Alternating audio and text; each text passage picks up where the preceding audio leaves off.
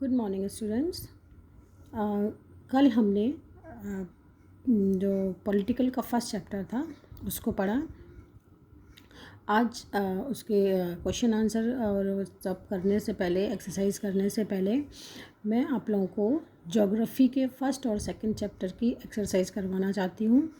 वैसे तो अप्रैल में मैंने शायद इसके क्वेश्चन आंसर और इसके जो टिक द करेक्ट ऑप्शन है, मैच द फॉलोइंग है, वो सारे आप लोगों को भेज दिए थे। पर जिसने भी नहीं करे हैं वो मैं एक बार इसमें टिक करवा देती हूँ।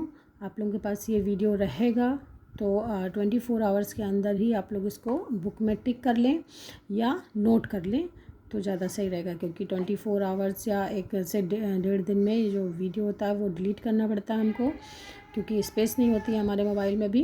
तो अब हम इसकी सबसे पहले ज्योग्राफी के फर्स्ट चैप्टर की एक्सरसाइज शुरू करते हैं। तो सबसे पहले टिक द करेक्ट ऑप्शन में टिक लगाते हैं। Which is not a natural ecosystem, तो इसमें आंसर आएगा aquarium. Which is not a component of human environment, इसमें आएगा land. Which is human made environment, road. Which is a threat to environment, environment के लिए क्या खतरा है, growing population. Match the column में फॉलोइंग में बायोस्फीयर, बायोस्फीयर आएगा आपका narrow zone where land and water are interact. Atmosphere blanket of air which surrounds the earth. Hydrosphere domain of water. Environment our surrounding, ये आ गया। Next है question answer. इसकी जो आपके गिव रीज़न है वो मैं आप लोगों को कल सेंड कर दूँगी, क्योंकि गिव रीज़न इसमें नहीं दिया होगा इसका आंसर, तो मैं आप लोगों को वो सेंड कर दूँगी, उसकी फ़ोटो सेंड करूँगी, तो आप उसे अपनी कॉपी में नोट कर लेना। आंसर द फॉलोइंग क्वेश्चन में सबसे पहले क्वेश्चन है what is an ecosystem. Ecosystem क्या होता है, पेज नंबर 4 पर आंसर दिया हुआ है, बहुत ध्यान से सुनिएगा।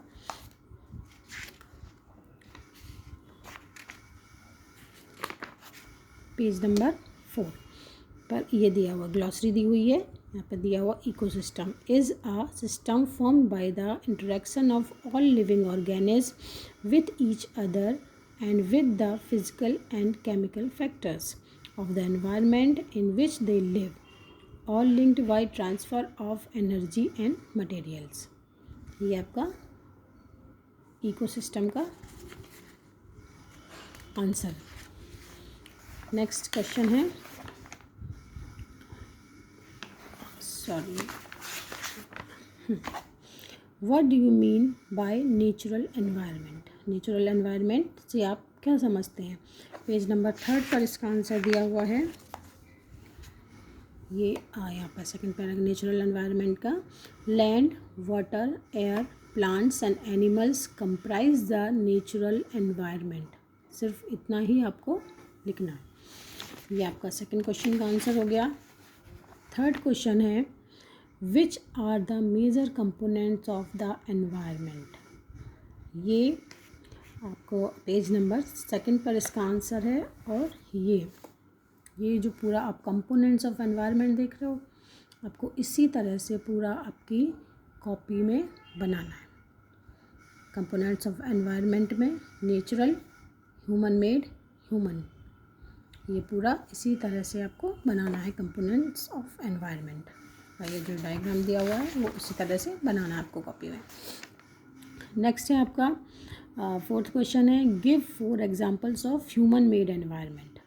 ह्यूमन मेड एनवायरनमेंट के चार आपको एग्जांपल लिखने हैं, तो इसी में से जो आप कंपोनेंट ऑफ एनवायरनमेंट बना रहे हो इसमें ही दिए हुए हैं, तो ये आ जाएंगे आपके इसमें ह्यूमन मेड में। आपका बिल्डिंग्स आ जाएगी, पार्क आ जाएंगे, ब्रिजेस, रोड्स, इंडस्ट्रीज़, मॉन्यूमेंट्स, ये आपके एग्जांपल आ गए। तो ये इसका आंसर हो गया फोर्थ क्वेश्चन का। फिफ्थ क्वेश्चन है व्हाट इज़ लिथोस्फीयर। लिथोस्फीयर क्या है, पेज नंबर 3 पर इसका आंसर दिया हुआ है, ये देखिए यहाँ पर। ये second, lithosphere is the solid crust और the hard top layer of the earth It is made up of rocks and minerals and covered by a thin layer of soil. ये आपका 5th क्वेश्चन का answer है lithosphere. Lithosphere क्या है? Next question है which are the 2 major components of biotic environment. तो इसका answer भी पेज नंबर 2 पर आप देखोगे, सबसे नीचे ये दिया हुआ है biotic the world of living organism, example plants and animals. ये इसका आंसर है। फिर है व्हाट इज़ बायोस्फीयर। बायोस्फीयर क्या है? पेज नंबर 4 पर इसका आंसर दिया हुआ है। Second paragraph, plants and animal kingdom together make biosphere or the living world. It is a narrow zone of the earth where land, water and air interact with each other to support life. ये आपके इसका answer हो गया। और इसकी give reason मैं आप लोगों को, मैन मॉडिफाइज हिज एनवायरनमेंट कि जो व्यक्ति होता है या जो लोग होते हैं वो अपने हिसाब से एनवायरनमेंट में चेंजेस कर लेते हैं। Plants and animal depend on each other, जो पौधे और जानवर होते हैं वो एक दूसरे पर किस तरह से डिपेंडेंट हैं। ये इसके आंसर मैं आप लोगों को इसकी फ़ोटो सेंड कर दूँगी। नेक्स्ट चैप्टर पे चलते हैं हम, इनसाइड अवर अर्थ। तो इसका सबसे पहले इसमें देखते हैं tick the correct answer.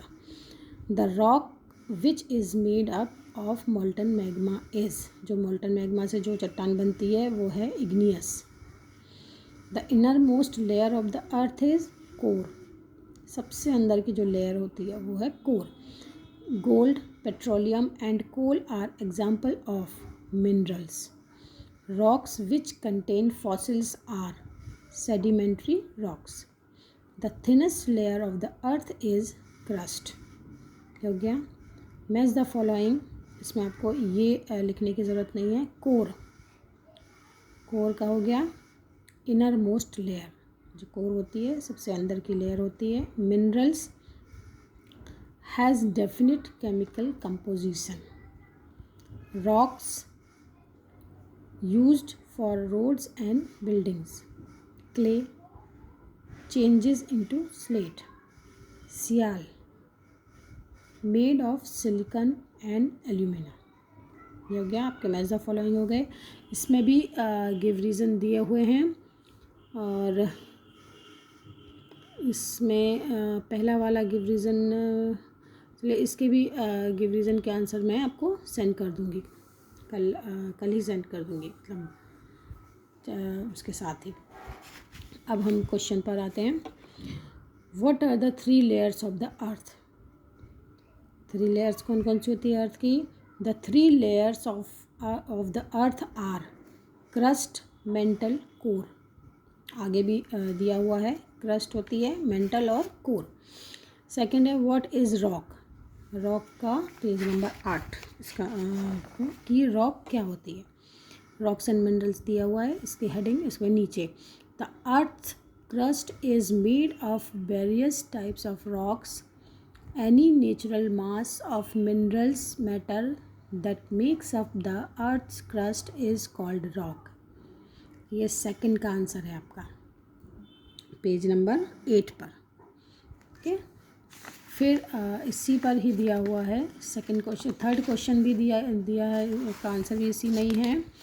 Third question है आपका नेम 3 टाइप्स ऑफ रॉक्स, मतलब 3 तरह की रॉक्स बताना है कौन कौन सी होती है। तो इसी के नीचे, जस्ट इसी के नीचे आपका ये दिया हुआ है। There are 3 major types of rocks, igneous rocks, sedimentary rocks and metamorphic rocks. ये हो गया आपका। नेक्स्ट क्वेश्चन है how are extrusive and intrusive rocks formed. मतलब जो एक्सट्रूसिव रॉक्स होती हैं, इंट्रूसिव रॉक्स होती हैं, वो कैसे बनती हैं। तो सबसे पहले आपको हेडिंग डालनी है एक्सट्रूसिव, उसके आगे डैश लगा के लिखना है आपको। इसका भी पेज नंबर 8 पर ही इसका आंसर है। सबसे पहले एक्सट्रूसिव, ये जो दिया है यहाँ पर, तो यहाँ से आप शुरुआत करेंगे 3rd लाइन से।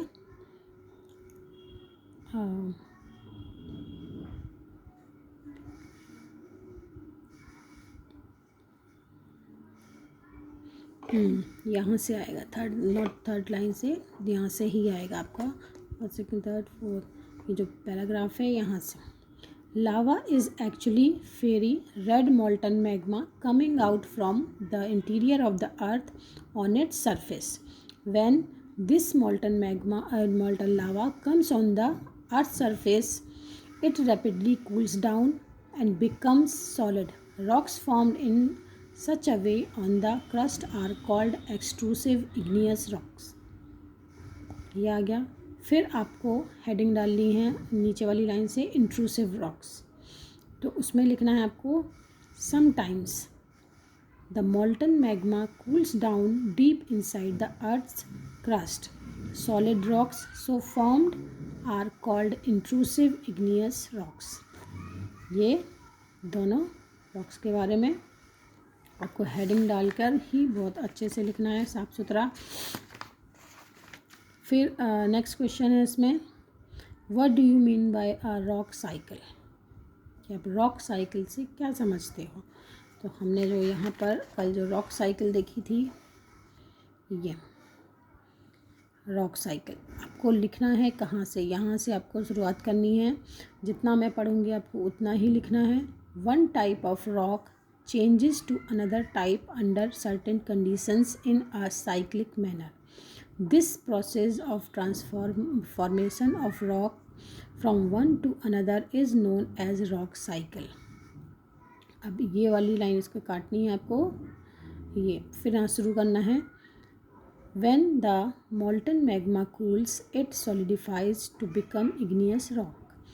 These igneous rocks are broken down into small particles that are transported and deposited to form sedimentary rocks. When the igneous and sedimentary rocks are subjected to heat and pressure, they change into metamorphic rocks. The metamorphic rocks, which are still under great heat and pressure, melt down to form molten magma. The molten magma again can cool down and solidify into igneous rocks. यहाँ तक ही लिखना है ना, ये पूरा यहाँ तक लिखना है, और उसके बाद ये डायग्राम आपको बनाना है। मोस्ट इम्पॉर्टेंट क्वेश्चन है, 5 नंबर का क्वेश्चन आता है और ज़रूर आता है, इसलिए बहुत बहुत ज़्यादा इम्पॉर्टेंट है। आपको बहुत अच्छे से इसको करना है, और जो डायग्राम आप बनाओगे बहुत सुंदर साफ़ सुथरा डायग्राम भी बनाना, और लिखना भी बहुत सुंदर राइटिंग में। नेक्स्ट क्वेश्चन है, what are the uses of rocks, चट्टानों के क्या उपयोग होते हैं। तो ये आपका पेज नंबर 9 पर यहाँ दिया हुआ है, पेज नंबर 9 पर ही। Rocks are very useful to us. The hard rocks are used for making roads, houses and buildings. You use stone in many games, for example 7 stones, जिसको हम पिट्ठू भी बोलते हैं, हॉप स्कॉच, स्टापू, किटकिट, 5 स्टोन्स या गिट्टी, 5 स्टोन्स गिट्टी तक आपको यहाँ पर लिखना है क्या क्या यूज़ होते हैं स्टोन्स के।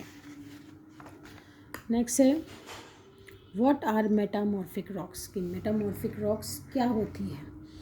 तो आपको इसका आंसर आपको पेज नंबर 9 पर ही मिलेगा, पेज नंबर 9 पर। और जो हमने ये रॉक साइकिल का ये जो लिखा था इसमें ही है, तो आपको इसमें कितना, एक तो पूरी एक बार तो पूरा ये रॉक साइकिल आपको लिखना ही लिखना है।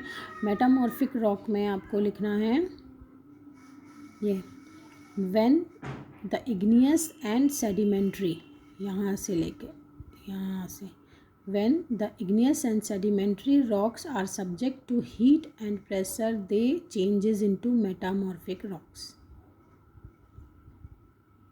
यहाँ तक आएगा, ये आपका लास्ट क्वेश्चन का आंसर है। फिर ये दिया हुआ है आपको, इसके भी मैं 1-2 में लगवा देती हूँ सब। We can not go to the centre of the earth, हम अर्थ के सेंटर में नहीं जा सकते। क्यों? क्योंकि वहाँ बहुत एकदम पिघली हुई गैसें होती हैं और वहाँ जाना पॉसिबल ही नहीं है। Sedimentary rocks are formed from sediments. अब ये जो गिव रीज़न का सेकंड वाला है वो आपका आएगा यहाँ पर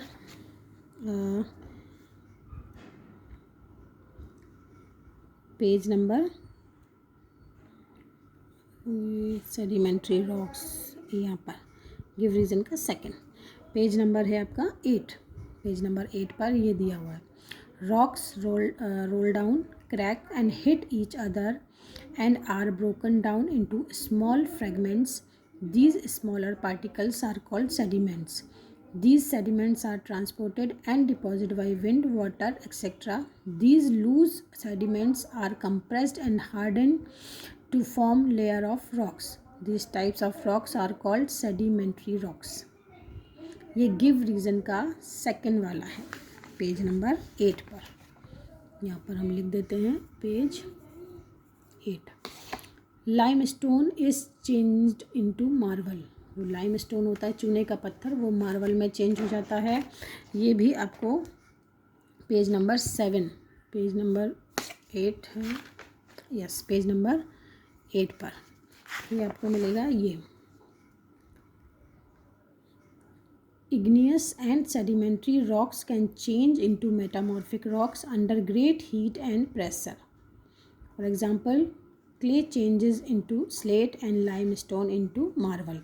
जो igneous और sedimentary rocks होती हैं वो metamorphic rocks में चेंज हो जाती हैं बहुत ज़्यादा हीट और प्रेशर के कारण, और जिस तरह से जैसे क्ले जो है वो चेंज हो जाता है स्लेट में और लाइमस्टोन मार्बल में। ये आपका गिव रीज़न का सेकंड क्वेश्चन, सेकंड का आंसर हो गया।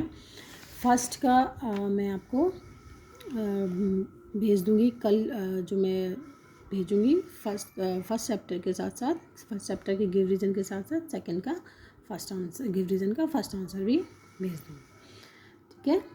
और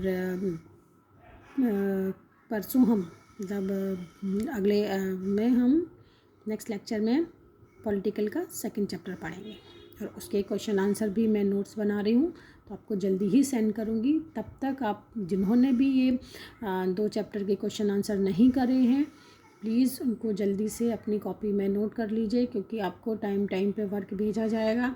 ऐसा ना हो कि आपकी कॉपी इनकम्प्लीट रह जाए, ठीक है। Thank you.